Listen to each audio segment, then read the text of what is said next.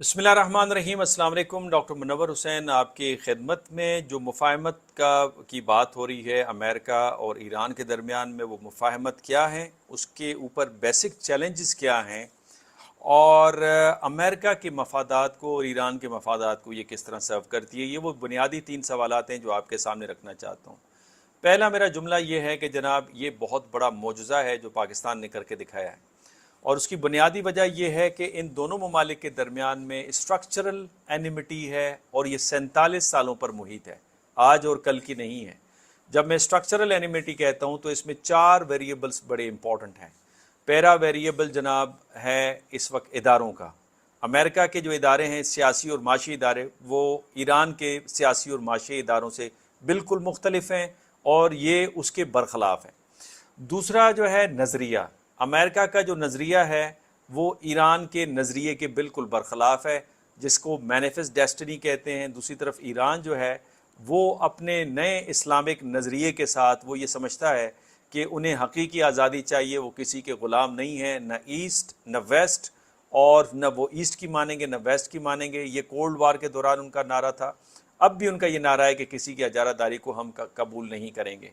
तीसरा जो यकीन है या ईमान है या फैथ जिसे कहेंगे, बिलीफ कहेंगे, अमेरिका का जो बिलीफ सिस्टम है वो ईरानी बिलीफ सिस्टम से मुख्तलिफ है, और ईरान का जो बिलीफ सिस्टम है वो अमेरिकन बिलीफ सिस्टम से मुख्तलिफ है।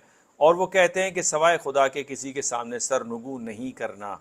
और इसके साथ जो बयानियाँ हैं, दोनों के बयानिए में ज़मीन आसमान का फ़र्क है। जबकि मर्क बर्क अमेरिका के नारे लगते हैं ईरान में, और दूसरी तरफ ईरानी अथॉरिटी को डिक्टेटोरियल अथॉरिटी माना जाता है, और इस तरह का बयानिया कंस्ट्रक्ट किया जाता है अमेरिका में। तो आप समझिए कि 47 सालों पर मुहित इस बयानिए के दरमियान, उन तलखियों के दरमियान, जहाँ पे 8 साल इराक की जंग रही, जहाँ पे ईरान के ख़िलाफ़ सैंक्शंस रहे, जहाँ पे ईरान की पर्सनैलिटीज़ को शहीद किया गया, जहाँ पे 35 12 दिनों की जंग में, और लगभग कोई 49 के करीब इस दफ़ा जो लीडर्स हैं ईरान के मिलिट्री और सियासी, उनको शहीद किया गया। 90 से ज़ायद जो ईरानी साइंटिस्ट हैं उनको टारगेट किया गया। तो इस सारी दुश्मनी में अगर आप इसको मैनेज कर लेते हैं, इंटरनेशनल पॉलिटिक्स में जहाँ पे कंपटीशन भी है, कॉन्फ्लिक्ट भी है, क्लैश भी है, और अगर कंपटीशन प्रॉपर तरीके से एक स्ट्रक्चर्ड वे में चले तो वहाँ पे कोऑपरेशन बनती है। लेकिन ईरान और अमेरिका के केस में ये कॉन्फ्लिक्ट और फिर क्लैश की तरफ गई है। वहाँ पे पाकिस्तान की सफारतकारी, specially field marshal Syed Asim Munir की जो सफारतकारी है, इसने एक मोजज़ा दिखाया है, जिसके मुताबिक जो पहला मेमोरेंडम ऑफ अंडरस्टैंडिंग पे दोनों का एग्रीमेंट हुआ है, उस एग्रीमेंट के मुताबिक खलीज फ़ारिस, खलीज उम्मान और बहरा अरब से अमरीकी बहरिया का इनखला, जो कि ईरानी डिमांड थी, उसके अलावा अमरीकी डिमांड कि इसको ओपन अप कर दिया जाए। खलीजी ममालिक चाहते हैं कि इस पर कोई टोल वसूल नहीं किया जाए, प्री वॉर स्टेटस के ऊपर ये बहाल हो जाए वेसल्स का आना जाना।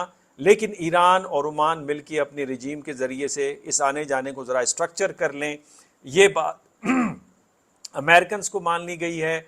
इसी तरीके से $12 बिलियन के जो फ्रीज एसेट्स हैं ईरान के, उनको डिफ्रीज़ करना और ईरानी असासों को ईरान के हवाले करना पे बात की गई है। गालिबन 34% जो सैंक्शंस हैं स्पेशली ऑयल की तरसील पे, वो हटा दिए जाएंगे, और फर्दर जो सैंक्शंस हैं वो एक फ्रेमवर्क के तहत हटाए जाएंगे। ईरान की परफॉर्मेंस को देखकर यूरेनियम इनरिचमेंट के ऊपर ईरान ने कहा है कि 450 किलोग्राम है, उसे ईरान के अंदर तल्फ किया जाएगा।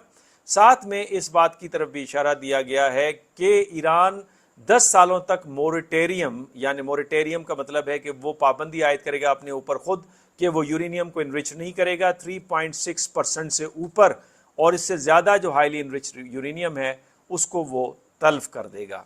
अब इस सारी सूरत हाल में जो ट्वीट्स आई वो बड़ी पॉजिटिव नज़र आई। पहली ट्वीट मैं आपको पढ़ के बताता हूँ, जिसमें प्रेसिडेंट ट्रंप ने ट्वीट की, जिसमें उन्होंने कहा कि वाइट हाउस में बैठकर उन्होंने खलीजी ममालिक के सरबराहों को ट्वीट की है, और उस ट्वीट के नतीजे में इनसे कंसल्टेंसी हुई है, जिसमें फील्ड मार्शल सैयद आसिम मुनीर हैं। इसके अलावा जनाब मोहम्मद बिन सलमान और फिर MBZ UAE के और कतरी अमीर अस्सानी के साथ उनकी बातचीत हुई है। तुर्की के सदर एर्दगान के साथ भी बातचीत हुई है। लेकिन इस सारे तनाज़ुर के अंदर जो इंटरनेशनल मीडिया है, स्पेशली वाशिंगटन टाइम्स, انہوں نے جو ہیڈ لائن دی، انہوں نے کہا Pakistan led by field marshal Asif Munir has been working to mediate a peace deal between Iran and the US since he facilitated face-to-face talks between the two countries in Islamabad last month. Last month کے اوپر بھی میں آپ سے بات کروں گا. Al Jazeera نے کہا Iran and Pakistan have submitted a revised proposed deal the US propose to the US to end the war and reopen the Strait of Hormuz, a new news report says. یہ بہت ہی پازیٹیو ڈائریکشن میں اسے دنیا میں اسے welcome کیا گیا، اور نہ فقط دنیا میں ویلکم کیا گیا بلکہ ایک بڑی انٹرسٹنگلی آپ اگر ساتھ میں مجھے ہوتا تو میں آپ کو دکھاتا کہ کس طرح سے خلیج میگزین نے ایک پاکستان کے آنر کے اندر ایک پوری ویڈیو بنائی ہے، وہ بھی میں آپ کے سامنے رکھتا. اب اس ڈیل کو جو خطرات لاحق ہیں، جس میمورنڈم آف انڈرسٹینڈنگ کو، جو کہ میڈیا پہ تھوڑی بہت جس پہ بات ہو رہی ہے، لیکن میری نظر میں 5 اہم خطرات ہیں، وہ میں آپ کے سامنے رکھنا چاہوں گا. پہلا تو خطرہ جو ہے وہ نیریٹو کا ہے، جو کہ اس وقت پرو اسرائیلی میڈیا جو ہے وہ نیریٹو دے رہا ہے. مثال کے طور پہ نیو یارک ٹائمز جو ہیں، انہوں نے کلیم کیا ہے کہ ٹرمپ نے اسرائیل کو اس ڈیل سے استثنا قرار دے دیا ہے، اور یہ جو میمورنڈم آف انڈرسٹینڈنگ ہے اس کا اطلاق اسرائیل پہ نہیں ہوگا. جبکہ ایران کی ڈیمانڈ یہ ہے کہ جو امن معاہدہ ہوگا اس ڈیل کے نتیجے میں وہ پورے خطے میں ہوگا انکلوڈنگ لیبنان، اور یہ پاکستان بھی اس چیز کو تسلیم کرتا ہے.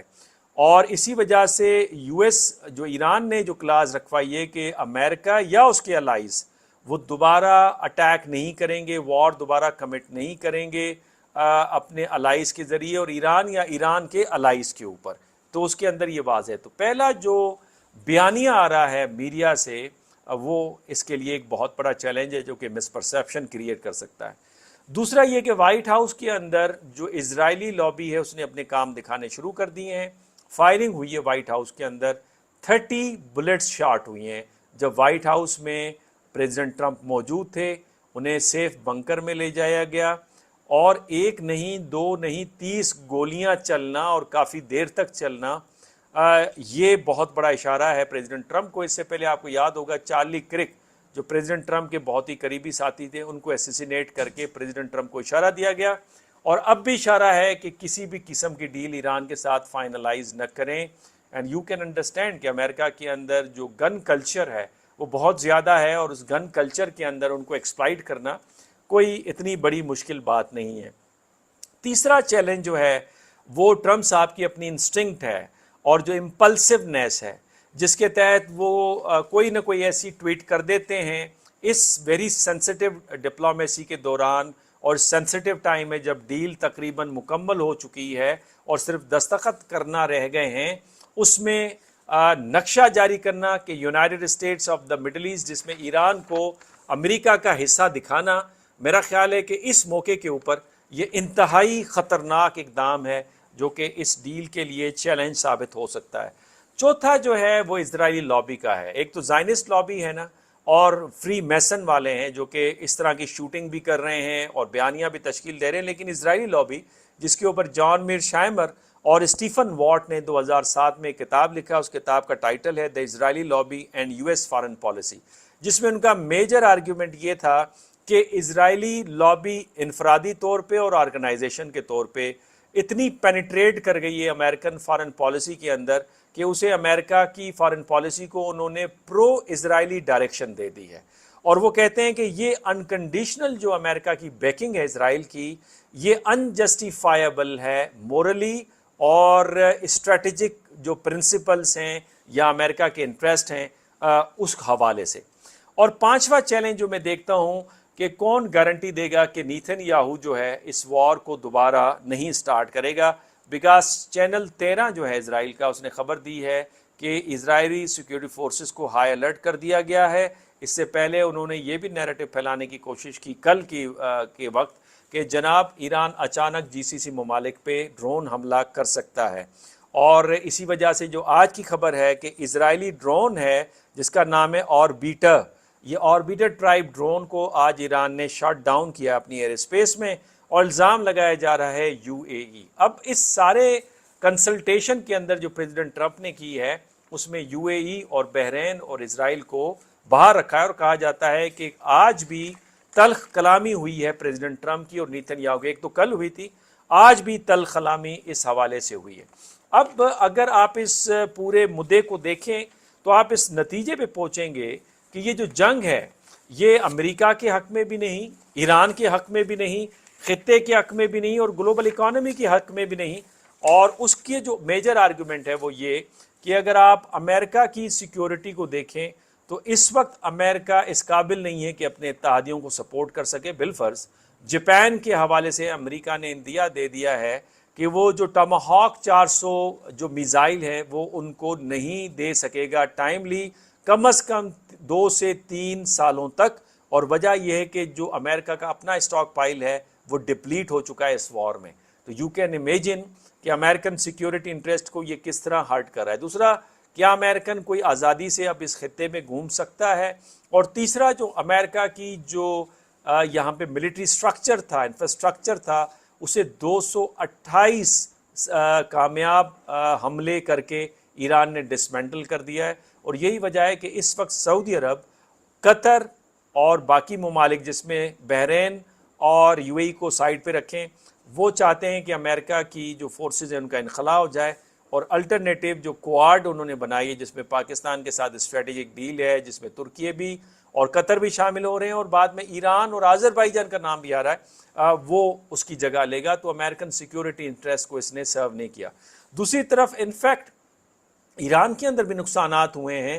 تو ایران کی جو ملٹری لیڈرشپ ہے, ایران کا جو ملٹری انفراسٹرکچر ہے, اسے بھی خاصا نقصان پہنچا ہے. تو یہ ایران کے جو سیکیورٹی انٹرسٹ ہے اس کو بھی اس نے سرو نہیں کیا. دوسرا یہ کہ اکنامکلی دیکھیں تو امریکہ میں 4% اس وقت انفلیشن بڑھی ہے. ہمیں معلوم ہے $40 ٹریلین کا امریکہ مقروض ہے, $6 بلین یومیہ اس قرض میں اضافہ ہو رہا ہے. اور پھر ہم دیکھتے ہیں کہ پچھلے سال جو ٹریڈ ڈیفیسٹ تھا امریکہ کا وہ $900 سے $1 ٹریلین تک تھا, اور اس سال مارچ میں $61 بلین امریکہ نے ٹریڈ ڈیفیسٹ اٹھایا ہے. اور مزید جو ٹریڈ ڈیفیسٹ کی شرح ہے اس میں 4% کا اضافہ دیکھا گیا ہے. تو میں سمجھتا ہوں کہ اور پھر الائز کی اگر اکانومی اچھا پرفارم نہ کرے, جس کے واسطے اور ناطے امریکہ کے ساتھ ہیں, جو امریکہ میں انویسٹمنٹ کرنا چاہتے ہیں یا جو اون کرتے ہیں امریکن کمپنیز کو, امریکن ڈیٹا سینٹرز کو, امریکن بینکس اینڈ یونیورسٹیز کو, وہ نقصان دیں. مثال کے طور پہ سعودی عرب کی جو ایک وقت اکنامک کنڈیشن ہے وہ یہ ہے کہ جو محمد بن سلمان کا ویژن 2030 تھا اس کی کنسلٹنسی ساری کینسل کر دی گئی ہیں, اور ان کی جو پیمنٹس ہیں وہ جون جولائی تک انہیں روک دیا گیا ہے. تو یو کین امیجن, اور پھر یمنیز جو ہیں وہ فوج میں سے انہیں فارغ کیا جا رہا ہے. تو یو کین امیجن کہ اکنامک کنڈیشن امریکن الائز کی کیا ہے. خود جی سی سی ممالک کا تقریباً $300 سے زائد بلین کا اس وقت نقصان بتایا جا رہا ہے.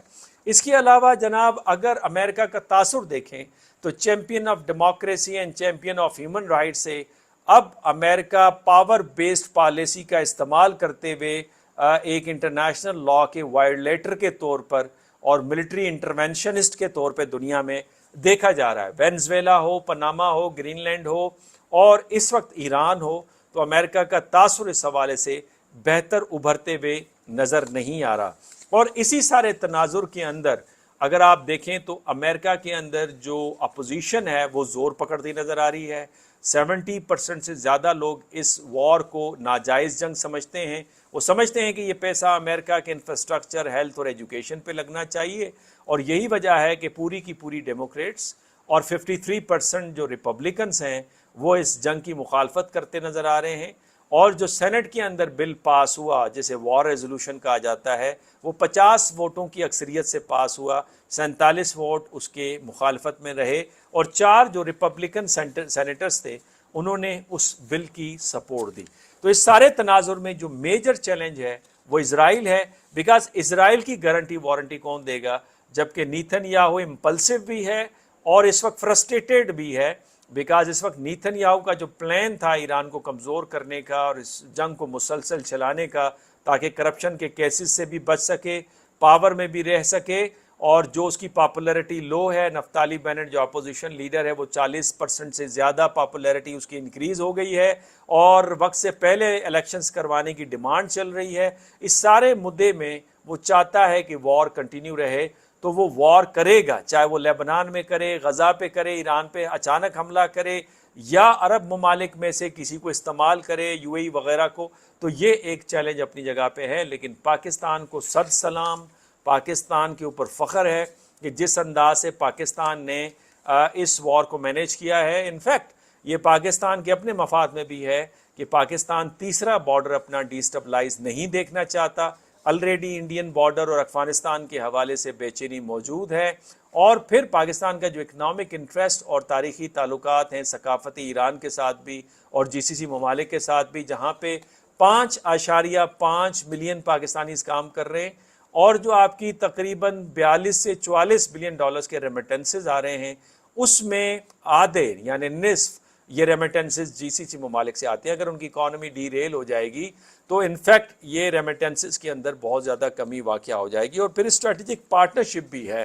لیکن خوشائن بات یہ ہے کہ ایک نیا اسٹرکچر مرتب ہو رہا ہے۔ خوشائن بات یہ ہے کہ پریزیڈنٹ ٹرمپ کی فریکوینسی میچ ہے فیلڈ مارشل سید عاصم منیر سے، اور خوشائن بات یہ ہے کہ اس وقت پرائم منسٹر شہباز شریف دورہ چائنا پہ ہیں، اور اس ساری ڈیل کے پیچھے چائنا کا انویزیبل لیکن ویری اسٹرانگ، ویری انفلوئنشل کردار ہے، اور چائنا اس جو میمورنڈم آف انڈرسٹینڈنگ ہے اس کو انٹیکٹ رکھنے کے لیے پورا اپنا وزن ڈالے گا، جی سی سی ممالک بھی ڈالیں گے۔ دیکھنا یہ ہے کہ کس طرح سے اسرائیل اس سے ڈیویٹ کرتا ہے۔ زائنسٹ لابی، فری میسن، کرسچن زائنسٹ جو کہ مذہبی نیریٹو لیتے ہیں کہ اسرائیل کو سپورٹ کرنا جسٹیفائیبل ہے، جینیسس 40، جینیسس 42، جینیسس 15.8، زکریا 42 کا سہارا لیتے ہیں، وہ اس کو کس طرح سے لیں گے۔ پریزیڈنٹ ٹرمپ کے اوپر میں نے ایک پریڈکشن دی تھی کل آج ایک نیوز کے اوپر کہ جناب پریزیڈنٹ ٹرمپ پہ حملہ ہو سکتا ہے، رات حملہ ہوا، اور میں نے یہ بھی پریڈکشن دی تھی کہ ان کی بیٹی کو بھی ٹارگٹ کیا جا سکتا ہے تاکہ وارن کیا جائے کہ ایران کے ساتھ اس ڈیل کو ضبط نہ کیا جائے۔ ڈیل ابھی بھی ذرا نازک مرحلے میں ہے، گو کہ یہ مکمل ہو گئی ہے، لیکن ایون دین 30 ڈیز کے اندر جب ایرانی نیوکلیر پروگرام کے اوپر بات ہوگی تو پھر اس ڈیل کا دیکھیں گے۔ اور لاسٹ پوائنٹ یہ ہے کہ یہ جو آج طے ہوا ہے یہ اپریل میں طے ہو چکا تھا۔